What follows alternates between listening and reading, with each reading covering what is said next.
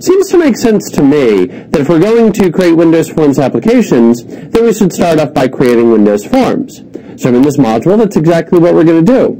We're going to start off by creating a basic application, which will be an overview of how it is that we're going to set up the project inside of Visual Studio, and then, of course, do Hello World. And then we'll take a look at how to configure controls. And we'll do this both in design time as well as at runtime. Then we'll take a look at how we can use different container controls, which are very useful when we're creating controls dynamically. And then we'll figure it out, or finish it out, by taking a look at how we can utilize event handlers to respond to our users' interactions with the forms. So first up, creating a basic application.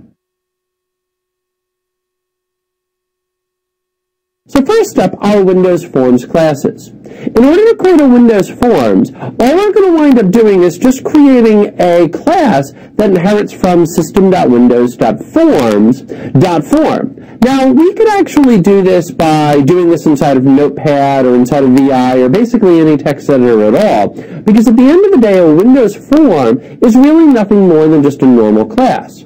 So inside of Notepad, I could create the code to just inherit from Windows Form, add in my controls, and away I go from there. But of course, it's a lot easier if I just do it inside the designer, and that's of course what we're going to be focusing in on as we go through the course.